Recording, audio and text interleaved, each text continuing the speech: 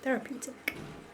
So what I want to talk to you about today is an article actually that I just started writing. I had actually where this spawned from. I also, part of my weekend was that I went to the meditation centre that I used to go to all the time, and it was really nice. I got to see everybody there that I hadn't seen in a couple of months, and I don't know if I need this. It's quite warm. You need more rain. Yeah, I imagine some countries really do. Like, I feel like Canada's a country that needs more rain, but I'm glad that it doesn't have more rain. I get the contrast in countries. I come to England and it rains all the time, and I go to Canada and it hardly ever rains, but everything's quite dry in the winter time. So,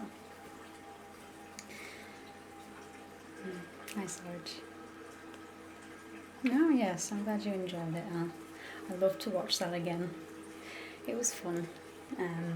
Yeah, film nights will be predominantly on Saturdays and Sundays, guys. So, sorry that I can't keep it to one specific day, but there we go. Anyways, so yeah, I went to the meditation centre and met some new people. It was great. It was lovely. We basically spoke about the topic was the science of self-realisation, and we had a discussion about the 5 senses. And anyway, the guru there, she's called Romana, mentioned something called the 4 aspects of the mind, or she called it something different, but I'm calling it the 4 aspects of the mind. And it's some teachings within Hindu philosophy that talk about these 4 aspects. And anyway, I was really interested in it, and she explained it. I didn't fully understand it because it wasn't in depth. So anyway, I came home, did my own research, and basically I'll let you in on what these 4 aspects are in terms of the Hindu philosophy. So what we have is, first of all, the body.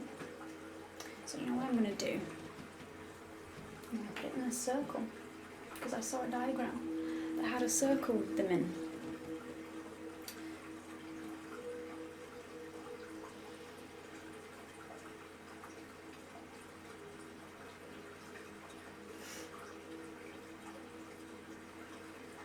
Looks like a Pokemon ball. So we have the first one, which is the body. Not necessarily the first, but it's the first one I'm drawing. So then we have the chitta, or chitta. Sounds weird, I know. Probably didn't say it right. The ahankara.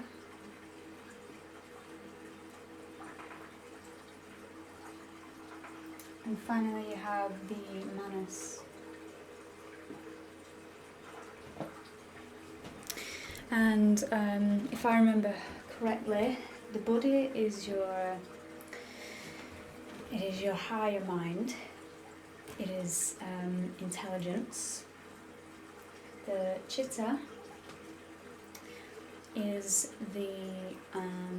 it's kind of like your ego self, but in the Hindu philosophy it's not necessarily known as the ego, it's known as the attachment to the ego. So it's slightly different and very confusing. So to add to that, the reason why I'm not going to be going into depth about this today is because honestly I still don't understand the 4 aspects fully. So I've actually come to my own conclusion about them, and I'm going to explain that to you.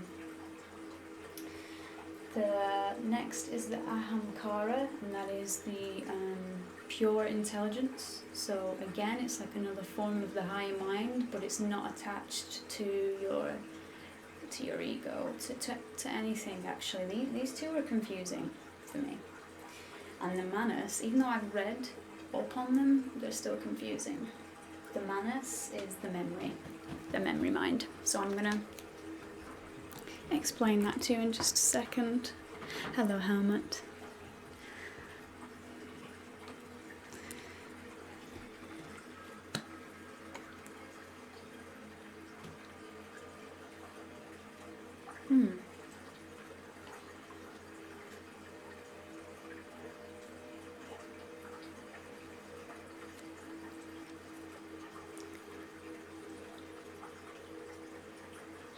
Yes, I like that, Floppy. Hello. Happy Monday to you too as well, boys. Thank you. Okay. So that's the basic understanding of the 4 aspects of the mind. And what I was thinking we would do today with the meditation is trying to mix this, try and observe what functions of our minds we're currently feeling or experiencing or thinking about during the meditation. I'm not sure how that's going to work yet, but I'm going to try and guide us through doing that, because I've read up on many sources, and it all talks about practicing and noticing these 4 parts. Anyway, I started writing an article today about them, and I was doing my research, and honestly there was something that wasn't sitting with me with this. It was confusing for me, so I thought, okay, you know what, I'm going to take this understanding of these 4 aspects of the mind, and what I'm going to do is convert it into my own words, convert it into my own understanding. And what I ended up with is actually 3 aspects instead. And the first one, where can I write it? Oh, I'll write it here. The first one is the ego. As we all know, the ego, but it's has a wider, it's not as simple as, because when we talk about the ego, there's so many things that it can attach to, because in yogic philosophy there's actually as many as 16 parts of the mind, if not thousands of parts of the mind. It's kind of never ending in terms of the thought processes that we have and that we go through, and I'm sure many other philosophers have, sort of brought it down to these 4 or maybe 10 or all these different aspects of the mind, but I wanted to keep it simple and go with 3. So the first one is the ego, the next one is the memory, and the last one I called the pure mind, So I'm not going to read my article to you, because you can read that hopefully. Maybe I'll be putting it on my website or something like that, or maybe on Spirit Science's website, we'll see, but it's just in the rough for now. It's more that I was just thinking about what it means and trying to describe what it means to me, these aspects of the mind, because quite honestly, when I was sat during this discussion, it was so very interesting to discuss these things, and I could tell that I was wanting to understand it more on a deeper level, because the mind is just so fascinating. And I think, what I've written in my article anyway, thank you for the following. Hello Mason, how are you doing? What I think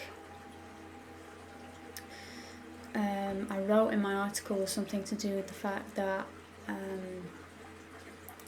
let me see if I can get it up here, because it's totally escaped my mind.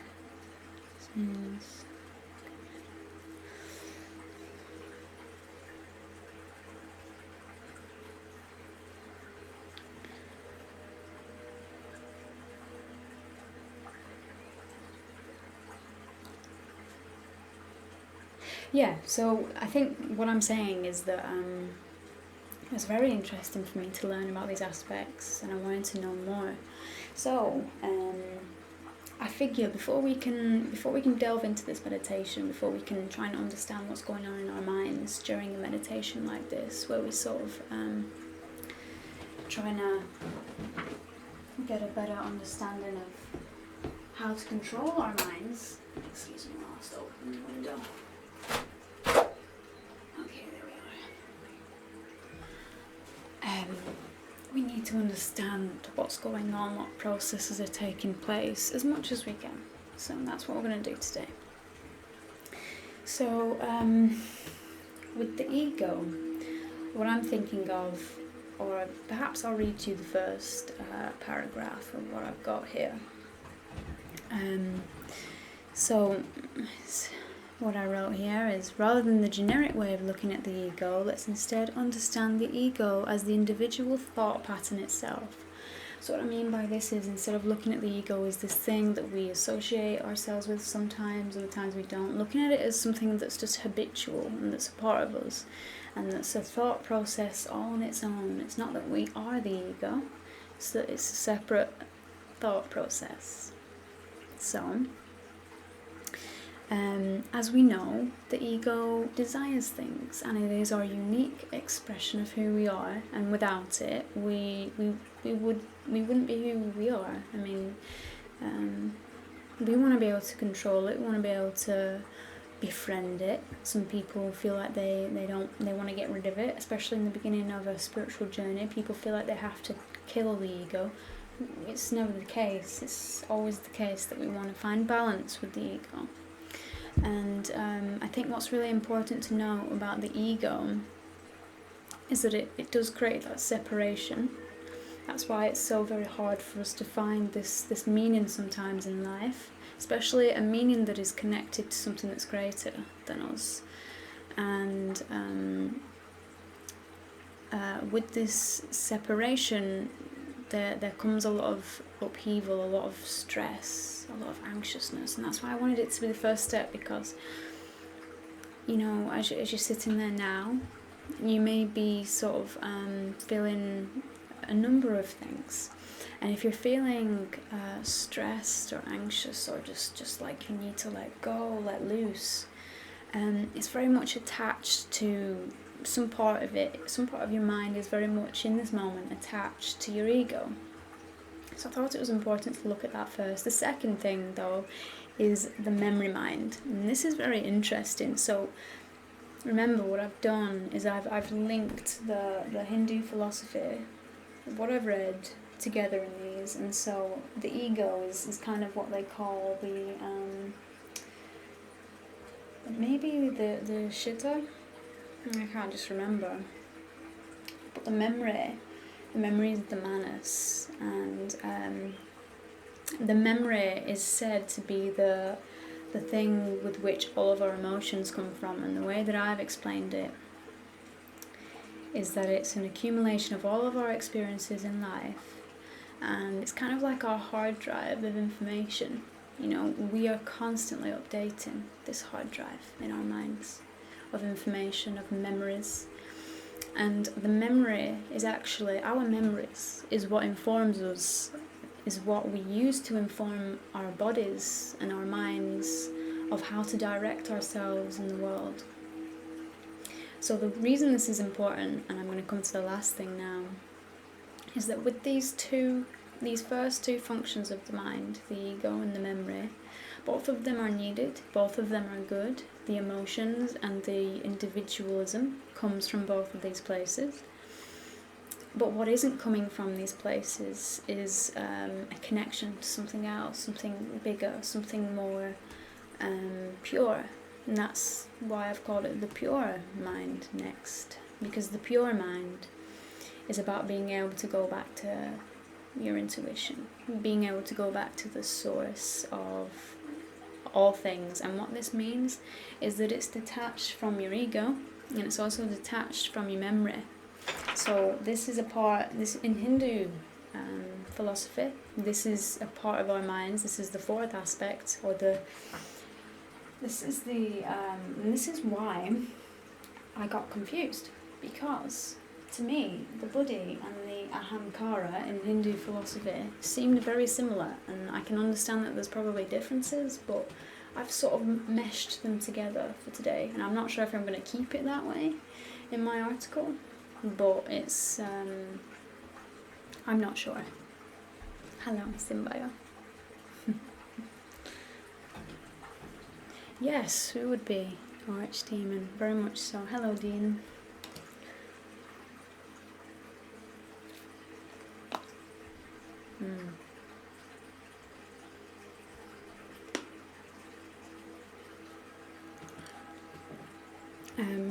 So I think what's really interesting to know is that, like I say, in Hindu philosophy, the buddhi, or the one of the two, has no connection to your memories, and it has no connection to your emotions, which are also tied up in your memories.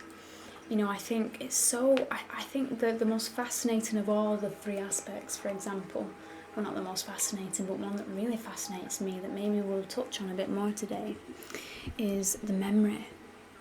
Because the memory is tied to so many things. The memory is how we make all of the decisions in our world, most of the time. And it's tied to the five senses, because you have your sight that informs your memory, your smell, your taste, your touch. I can't tell you how many times I've smelt something and a memory from my past has come back. So anyway, I won't explain them too much, because I think it'll be better for you to read about this when I do some more writing with it. But I wanted to explore that idea with you a little bit today of the pure mind, because that's what meditation is trying to reach. It's trying to reach the part of your mind that is still and calm and is connected to source energy, and it isn't pulling from your past experiences, and it isn't pulling on your intelligence, or it's pulling on pure intelligence. It's pure intellect. It's pure cosmic energy, I suppose you could say. And so I think it's basically at the root of meditation is this aspect of our minds. So if we think about us during meditation, we can enter into all the different aspects of our minds. We can enter into potentially these 4 or these 3, or the thousands of the parts of the mind that there are. There's many of them, as we know. But what's really interesting is to try and decipher which part of our mind we're currently experiencing. So that's what today is going to be about. What I want us to do is try and pin it down. Now that I've given you a bit of an explanation of what these are, and you probably already have your own explanation, and you know, at the end of the day, the information that I have is going to be slightly different to yours, because we have a different perception of life and we have a different experience of life. But hopefully there's areas where it crosses over, and the areas where it doesn't cross over, that's where discussion can be had, and you can tell me about your experiences whenever anything comes up that you'd like to talk about. So, get memories when you're playing an old video game. Yes, and that's the thing with video games. They're coming in from many senses. They're coming in through your ears, through your eyes, and what else? I guess those two. But those are the 2 primary senses, and so they can be very immersive films. They're very, very immersive, and they create a huge impact on us, not only because of the senses that they sort of the way that they impact our senses, but also the archetypes that are played out in video games and in the media, in advertising, and in films. You know, these archetypes that are played out, they're being used because there's a point of archetypes where they're embedded in our subconscious, within everyone's subconscious, in a very deep way. Anyway, that's a tangent, so I won't go into that too much.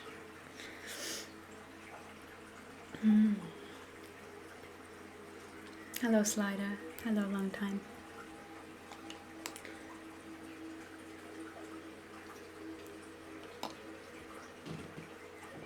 So yeah, what I think would be good, not just for today, not just for the meditation, but is for you to, as often as you can, try and work out, try and observe, try and remember to observe what part of your mind you're in.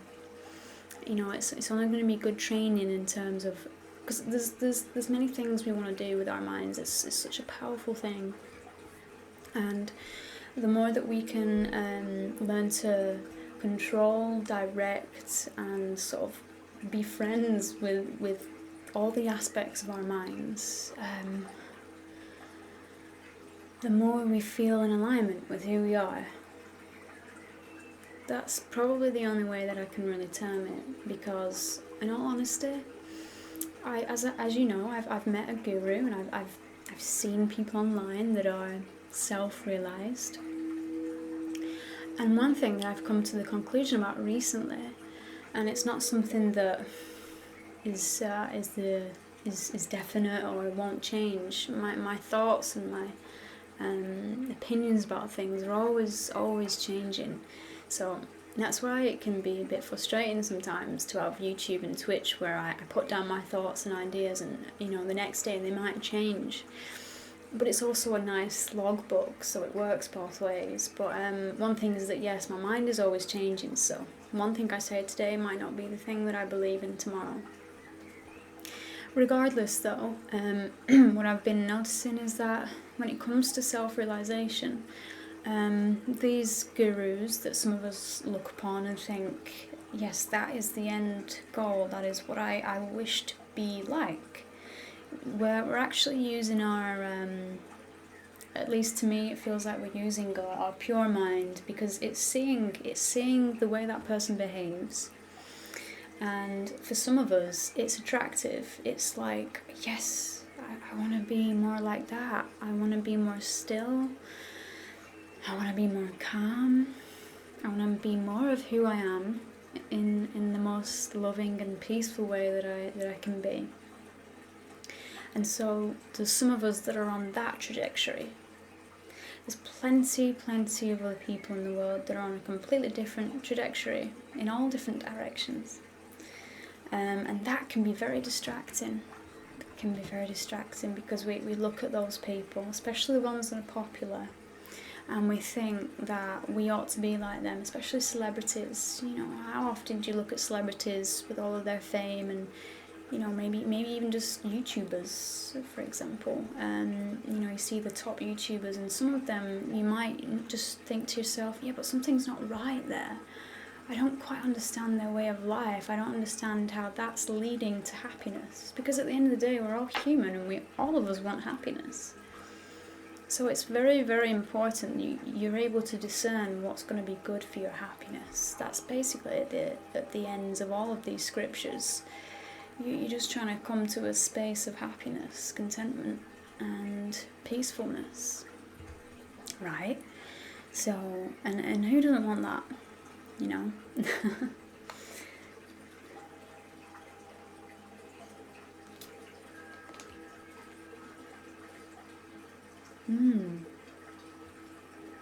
I love that archdemon.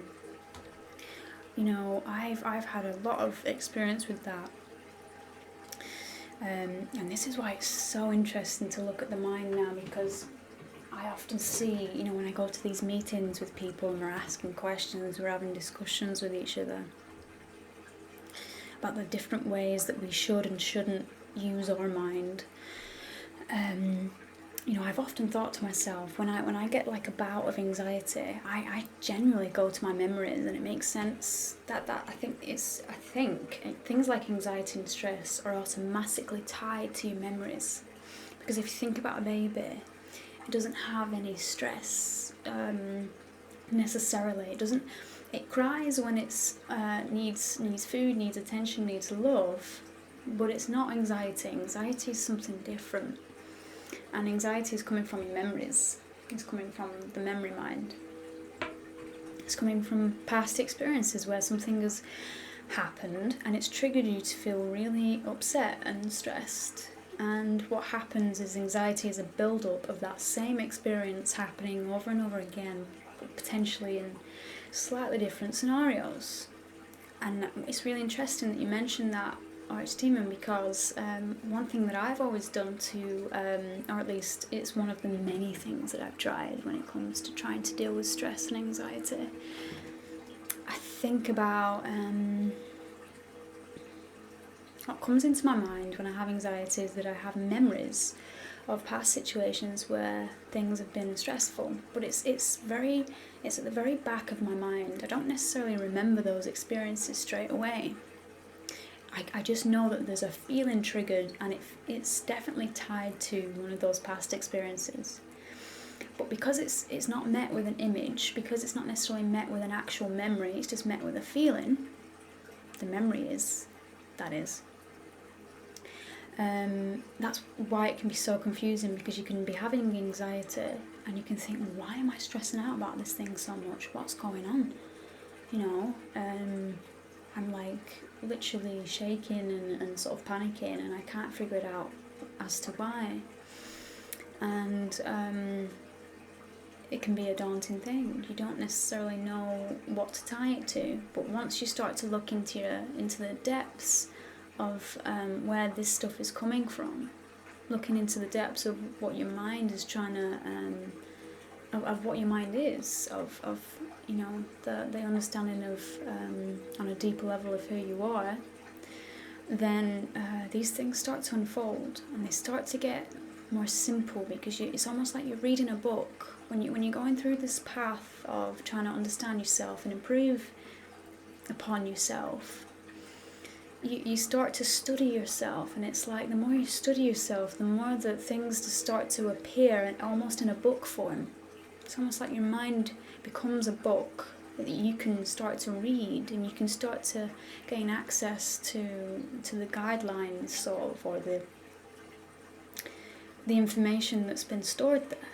But if you never think to look at those things, they lay dormant and they lay repressed within you. And that's why so many people who struggle with anxiety, first of all, it's so difficult for them because they don't think or know to look at this book, because they haven't even started to look at the depths of their mind. And so there comes the beginning of the spiritual journey. It was for me.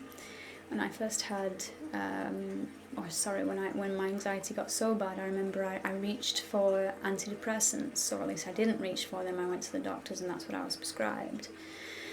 I found that they were no good. They weren't good for me. They made me numb. And after a long process of taking them over many months and trying to wean myself off them, I decided that antidepressants wasn't the way. And instead, what I did was I inquired upon other ways, and this path of self-realization is the way that I think, the way that has truly, truly helped me to be where I am now. Yes, I still have anxiety, but it's just, life is just so much more simple and beautiful, in all honesty. Anyway, that was actually, again, a tangent. You will have to excuse me if I go on tangents like that, because what I actually wanted to say about the memories, that what I sometimes did with anxiety was I reminded myself of good times. And if there wasn't any good times that I could pull upon, I actually mentioned that in one of my last articles, you can think about pulling up good memories, a bit like the way that Harry Potter conjures an ex-patronus, what's it called? Expecto Patronus charm. He has to think of a really good memory in order to get those Death Eaters away with the light. And that's exactly what you're doing when you're trying to get rid of anxiety, if you're pulling upon good memories like that. However, sometimes I couldn't get myself into good memories, and this is where I think the Pure Mind time teams in. Because the times that I had anxiety and I couldn't think of anything good that would like get rid of it, so it's almost like I couldn't cast my charm, my spell, to get rid of the thoughts, get rid of the fear, I had to pull upon something else. And the thing that I noticed that I still do to this day, the two things that I pull upon is imagination. So what I mean by that is I imagine a situation where things are beautiful. And by doing that, I expect them to be beautiful. I think of a scenario. If I'm about to go to do something that's making me anxious, instead of thinking all the things that could go wrong, I use my imagination to think of all the things that could not only go right, but that I really want to happen. So perhaps that could be the fourth aspect of the mind, the imagination. But the pure mind is simply, if I was to put it simply, it would be mindfulness. Because the pure mind leads us to be in the moment. So, To explain that a bit more though, one thing that I do is I treat everything like it's new. I look at the trees as I'm walking somewhere and I try to reset my mind, and instead of looking at that thing that I see in front of me and calling it a tree, I say to myself, what if this is the first time that I was seeing that tree in my life? What would I think of it then? What would I think if I was just to focus on all the little branches and the stems and the leaves and the colours? I wouldn't just name it a tree. I would probably be in awe for a few moments. It would probably kind of inspire emotions in me that were that of peacefulness, of happiness. So much you can do with that mindfulness. It's like mindfulness teamed with like an active meditation. So potentially the imagination, because the imagination is more like projecting into the future, whereas the memory is more about pulling from the past. So that's kind of interesting.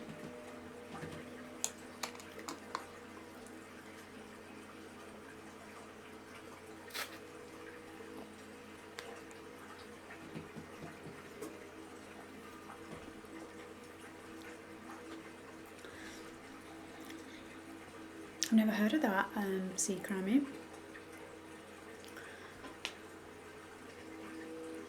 Yeah, so anyway, those were my 3 things. I may now add the 4th, because that is very important.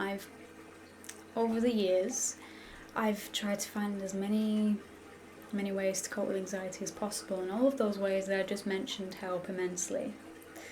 And every single day, I'm constantly honing in on those skills of how to deal with it, and meditation is a big part of that, and that's what today's all about, is meditation.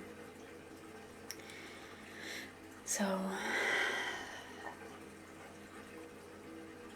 what I want you to do is I try my best to put myself in the shoes of the viewer, because I know what it's like to be on your end, where you're just watching somebody, whether they're talking about meditation, whether they're doing a guided meditation, or whether they're just talking about things in general and how to do meditation.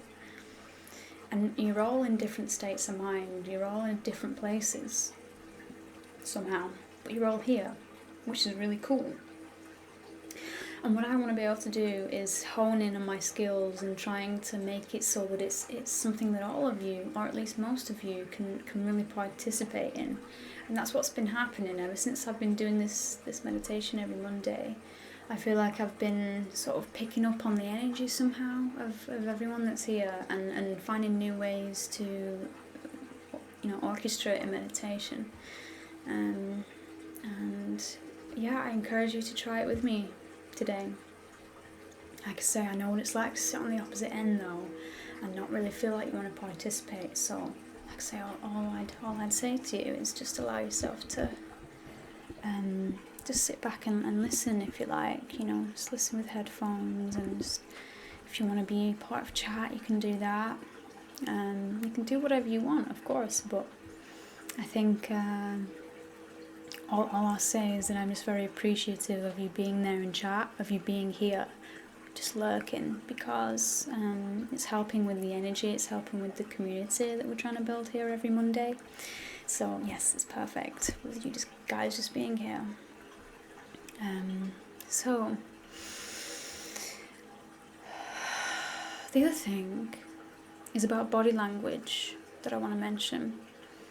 You know how you have, I think there's like these body language experts, when we ourselves go through things, through our experiences and through living every day and through our senses, we get to know ourselves better.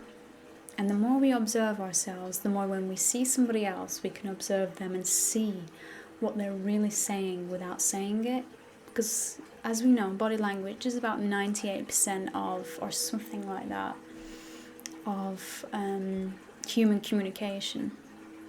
It's a small percentage of what we actually say that is communicating something about how we're really feeling or thinking. So I think it's interesting to note that there's the idea that when you're talking to somebody, when you're looking, I think, is it left, but up to your top left, you're accessing your memory. I was doing the left for you instead of for me. So my top left is here, and my top right is here. And so here might be memory. I don't know, by the way, I'm just taking a guess. What I'm really trying to say is that it's interesting how when we're accessing different parts of our minds, our bodies express itself in a certain way, whether it's hand gestures, whether it's facial expressions, any of those things, doing it in different ways. But our eyes are the windows to the soul, and they are looking in the mind as to what they're going to say. Maybe someone will know in chat what the 4 things are. I think it might be top left is memory, top right is feelings. Anyway, there's 4 or something, and we can use all of those cues to observe ourselves on the external side. It's something I've never actually tried. I've never actually, especially since I have videos, I've never actually tried to look at that. Anyway, I think it would be interesting for us to use this session to observe the internal side of that, the internal chatter, so to speak, the internal mind.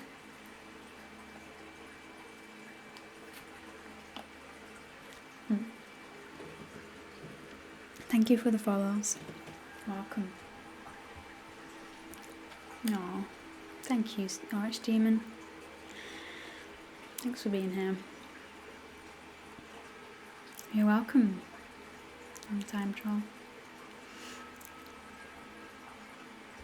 Hello, channel.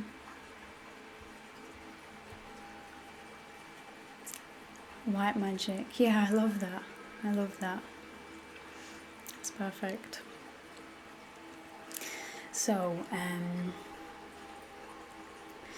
yeah, okay.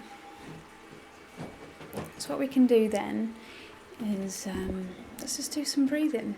Let's just do some breathing together. So, get yourself nice and comfortable. Whether you're sitting or lying down. It's preferable to have your spine straight. Even more preferable is that you close your eyes. The reason for this is that our eyes are the number one sense that is taking in the most information at any one given time. We receive so much information from our eyes. And until we go to sleep at night, or until we close our eyes, only then are we, instead of taking in all of the information from the universe, from the world, from people, only then are we put into a non-receptive mode. We're not taking in any more information. We're actually gonna just sit with ourselves and allow ourselves to deal with the information we already have and do something with it, whether it be quieten it, whether it be, still it, control it, all of those things. The number one, this is what Ramana always talks about when she talks about meditation, and I agree. I don't sort of think there's any one particular way to meditate, but I agree that closing your eyes is probably one of the first things you want to be doing. You can still do it without it. I think it's just possibly a bit harder. So, yes. Close your eyes. Nice deep breath in through the nose and out through the mouth. I just want you to get centered in your body. And what I mean by this is I want you to, now that you've closed your eyes, Now that you're sitting comfortably, preferably straight as possible. It's not compulsory though, just as long as you're comfortable. Bring your sense of awareness to your chest area. And the reason I'm taking you here is because to me, it's the easiest place for you, for me it is anyway, to go and to be a part of not only the mind but also the body. You'll notice that when you're in your mind a lot, or at least when you're just living out your daily sort of endeavours, you'll find that you're in this region a lot. You're in your intellect, you're in your logic, you're in your thought. And so all of your energy, all of your awareness goes to here, this area. Sometimes even sort of a bit more forward, and as we know, the shoulders carry so much tension, and it's because all of our awareness is kind of up in this region. At least that's what I find. And if we bring our centre of awareness just down into the heart area, it allows for this sort of cross effect where we're covering all the bases, where we're top to toe covering those bases, covering those centres of awareness, those areas of awareness. And also across here, the chest area, the heart area, it's being covered by just simply bringing our attention down to this centre. And I want you to do that and just notice how it feels. Just to simply rest with your breath in this centre place. Everybody's different. Everybody will feel something or nothing. Some people will feel something, other people will feel nothing. But what's good is that you notice yourself and what's going on in your body. So, a nice deep breath in. Just let it all out with an exhale. So we'll try an exercise first of all, tied in with this centre, tied in with bringing our awareness to the centre. I want you to try and bring your awareness to your elbow,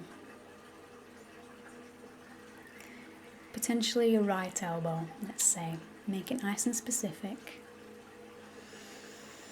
I want you to focus all of your thought, of your feelings, everything that you're feeling, all of your senses, just on this spot of your body, this part of your body, your right elbow.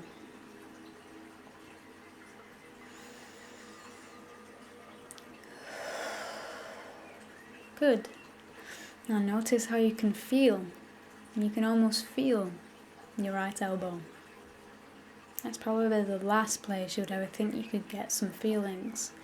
But just through the simple act of observing it and sending all of your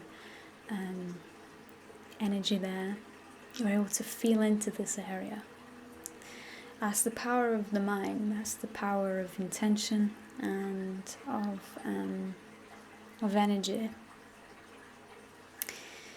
The way that energy flows and moves, and the way that our mind is connected to the way that energy flows is it's very important, and it's very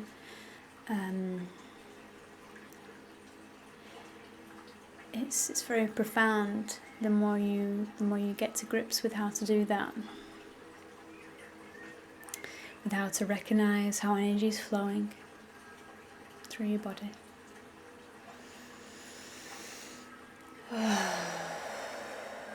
So throughout this whole session, this meditative session,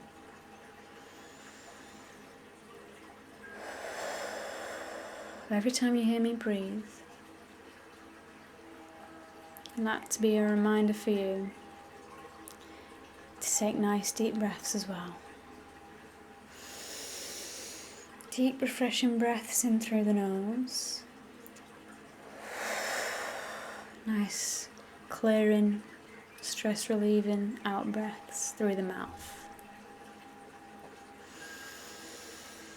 Do that as many times as it takes to center yourself, to become quieter. As you're doing so,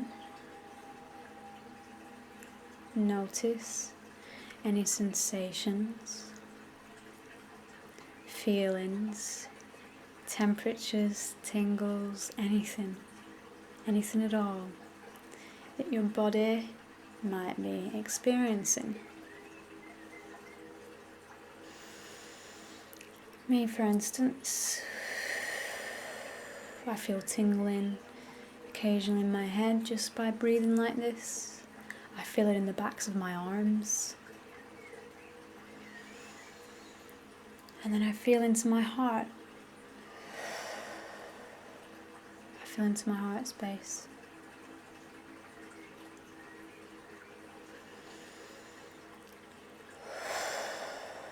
I just want you to smile to yourself, as I'm doing. Because even if it's a fake smile, as somebody said earlier, it's like white magic. It's good for your soul, and it helps to just bring up your mood just by a few notches, simply by smiling.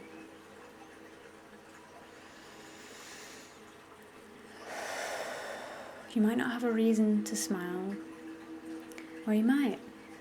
Either way, it's good to do it. So now that we're a little bit more in touch with our bodies, just that bit stiller, that bit quieter. Listening to the angel music, the birds singing in the background, and the water sounds that are flowing.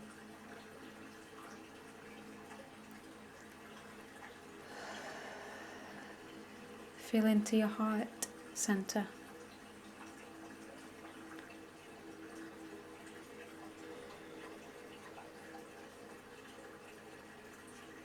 Take a nice deep breath in through the nose. And let it all go on the out breath.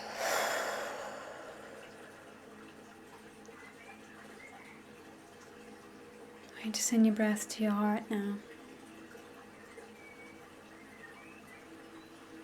We've practiced this before in my past meditation. I think it was last week actually. We practiced breathing into the heart center. And we do this by imagining that the heart has lots of pores or breathing tubes. And so as you breathe in, your heart too is breathing in with all of its many holes.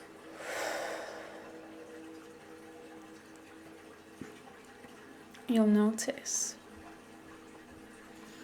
that by breathing into your heart this way, you find it much easier to connect with it and feel into how it's feeling.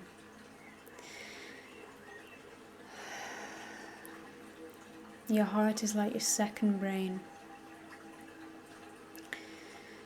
And sometimes we ignore how our heart is feeling, but we can't ignore it for long, because what tends to happen is we might have a pain there, we might have a dullness in the heart, we might have a heaviness in the heart.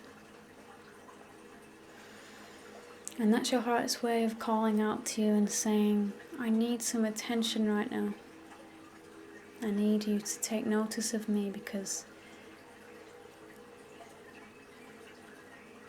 there's a thought or there's an emotion that I'm feeling, that your body is feeling, that is causing this heaviness in your heart. And this heaviness isn't something that you can necessarily just ignore. This is the heaviness that causes stress, that causes anxiety, causes worry, or even anger during the day. And these, as we know, are all emotions that are definitely the last types of emotions that we really truly want to be experiencing on a day-to-day basis. If we could choose, we wouldn't probably choose those emotions. So I want you to ask yourself to tap into your heart centre here through the breath. And ask your heart how it's feeling.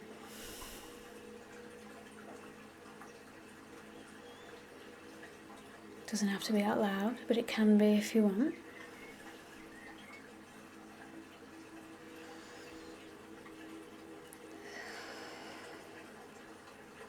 Now I want you to take whatever insight, whatever emotion, whatever feeling you get as an answer as to how your heart's feeling.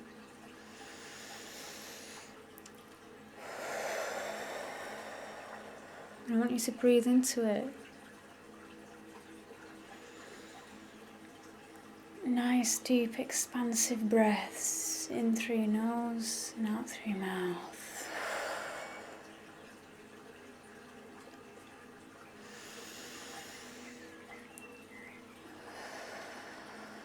You'll notice that just by the sheer act of paying attention to your heart,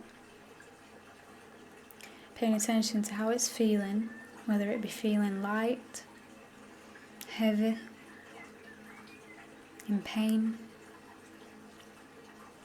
full of joy,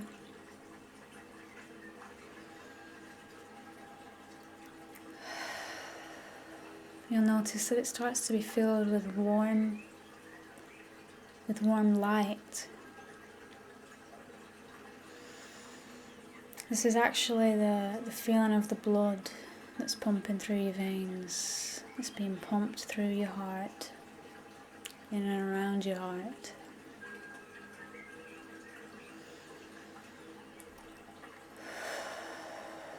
I want you to take note of how comforting this feeling is. The feeling of the warmth of your blood in your heart.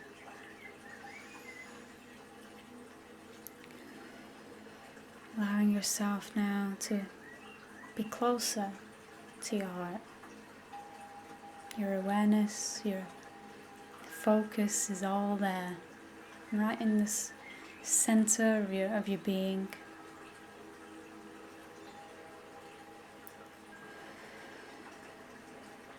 And if you're finding it hard to quieten your mind,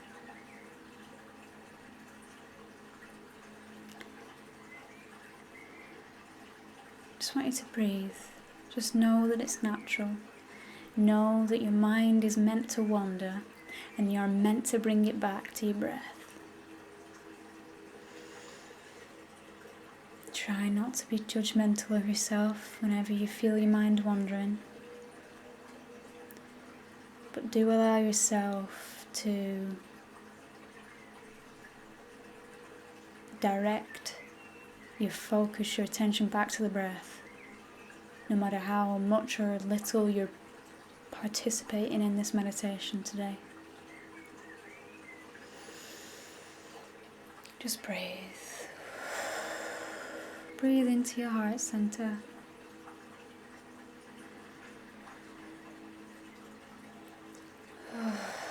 Very good.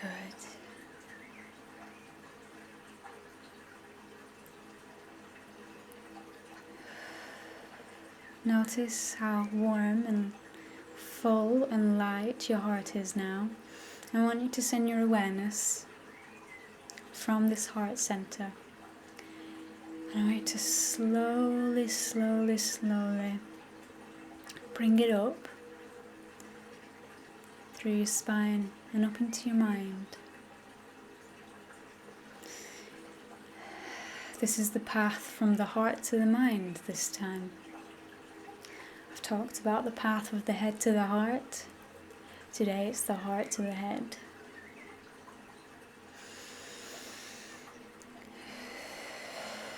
Now that you come to your mind, this is your space of intellect, thought, logic, memory. All of these things I discussed earlier on in the meditation, session, should I say.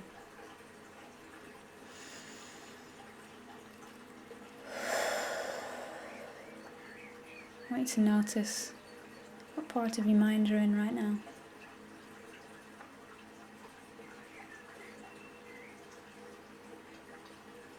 Are you in your memory,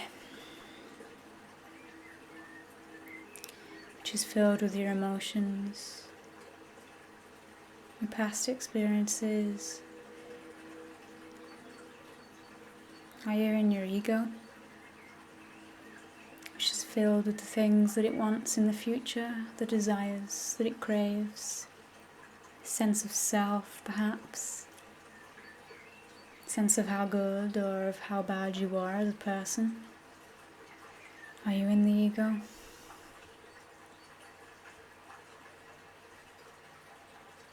Either way, I want you to think of the concept of your pure mind. You may already be there.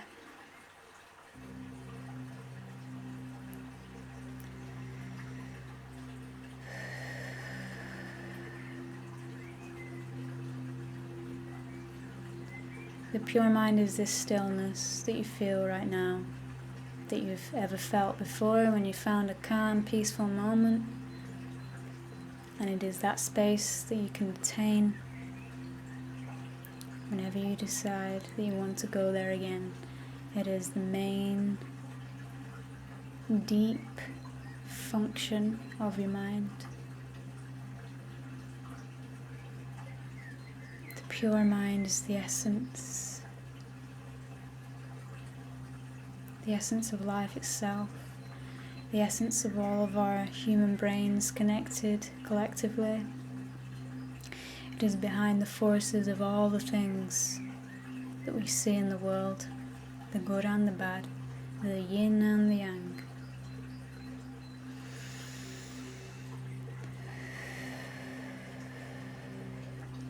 Just know this pure mind, this pure intelligence as who you really are. And with that, I just want you to smile, take a nice deep breath in, and let everything go.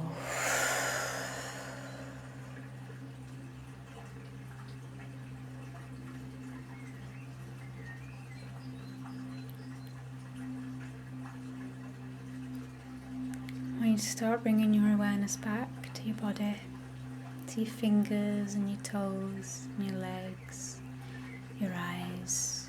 Maybe just allow them to relax one last final time.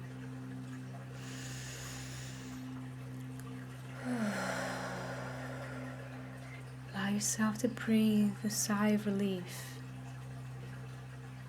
Congratulate yourself for taking part in this today, because your body, your mind and your soul have been wanting to do it for so long, and they're going to continue to want more of this type of stillness. And it's going to be the greatest gift that you can give, that you will ever give to yourself, is that of meditation.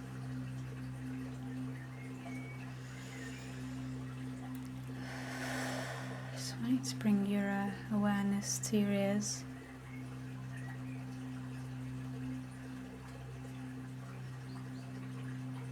Notice how sound is traveling through the equipment that I have here,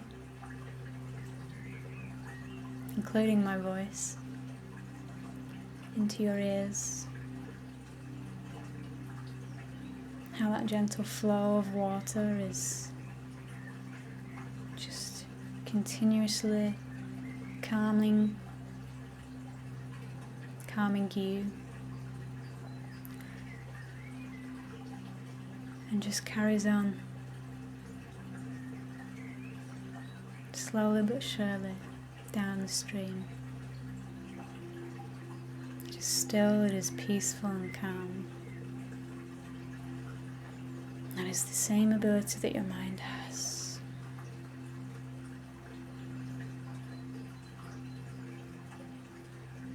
Your true mind, your pure mind, only ever seeks to find balance in the world and in your mind. You don't need to be feeling good all the time, and you don't need to be feeling bad all the time. That is not the true way that you were built. That is not the way that you were intended to be. That is simply the way that society has built us to be. And so we must take a break, take solace from society every now and again, to be still and remind ourselves of where we come from and what we're here to attain.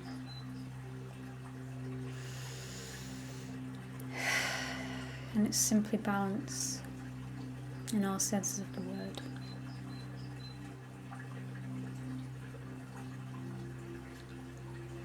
Okay, just allow yourself to slowly open your eyes if you had them closed.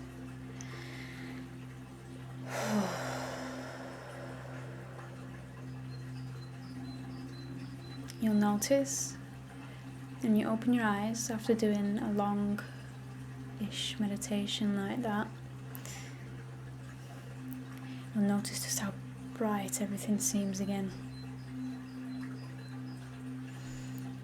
It can almost be painful for your eyes to open again, because you realize just how much information you're taking in through your eyes.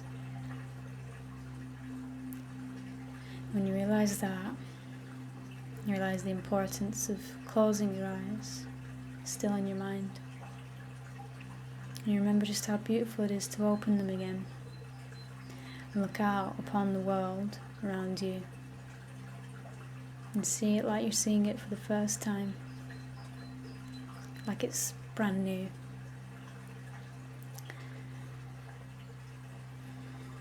So, thank you everyone who took part in that meditation. I really felt some of your energies there with me. At least I think I did.